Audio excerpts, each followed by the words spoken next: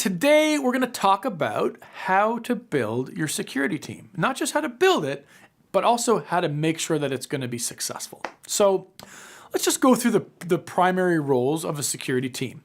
So usually you have a security officer, so that would be the person who's really in charge of the security program, the person that's going to lead the success of the security program in your organization. And then a lot of companies have what's called a privacy officer. So this is a little bit of a security context, but mostly you're thinking about the privacy requirements. So if you're a company that's selling to Europe and you have to comply with Europe's GDPR or Canada's PIPEDA Act or any other privacy regulations, having somebody who's responsible for that is key. Then having a more vast security team. So generally what you have is a group of people where, the security officer would be part of that, and so would the privacy officer. And in most cases, the security officer would lead this. But having a group of people to really talk through things so that it's not just one or two people making all the decisions. It's great to have a few more people from various contexts of your business, somebody from senior management, somebody from the development team if you're building a product, somebody from HR if you have an HR department, just to make sure that as you're sort of developing security controls and thinking about your security program in your business, that you're getting the various thought processes and opinions and input from departments in your organization. Now, a lot of bigger companies have other small teams that work and report to the security team. For example, a risk committee. And the role of a risk committee would be more of sort of establishing what the company's risks are, doing risk assessments and managing the risk profile of the company. Another one is third-party vendor assessments.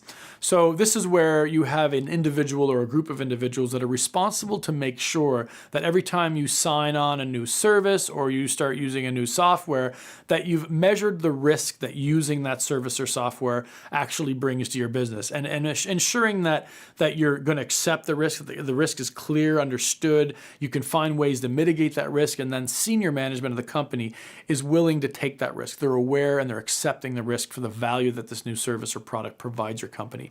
So that's a really important function. Often in small businesses, that can fall right into the hands of the security team or even the security officer. And then often in big companies, you have audit committees, and audit committees, their responsibility would be then to go behind the security team and ensure that the security team is actually being effective through running tests and running certain internal audit activities. And then the last one is your incident response team. Again, in large corporations, this is often a different team than the security team or the risk team. In small businesses, this can very well be the same group of people, and that may make sense in your case.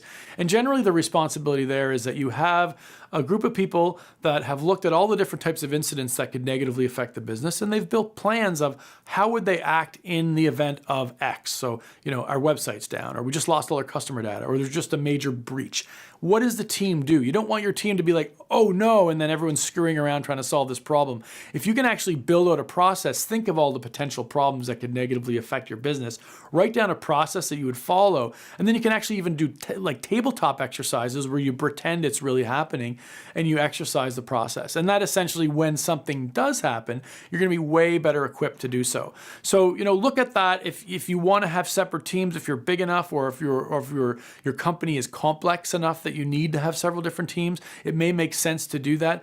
But chances are, if you're smaller, stick to one team and just have the team be multi-purpose. So to recap on this, a lot of different positions and responsibilities in a security team. The key element here is that you pick people in your organization that know what they're doing, that they know the business, that they're willing to learn, and they're taking an interest in the security. There's tons of free tools out there and ways that they can learn more about the various different domains within security.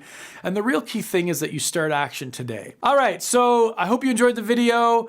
Please like and subscribe to our channel and share this with your friends. Take care.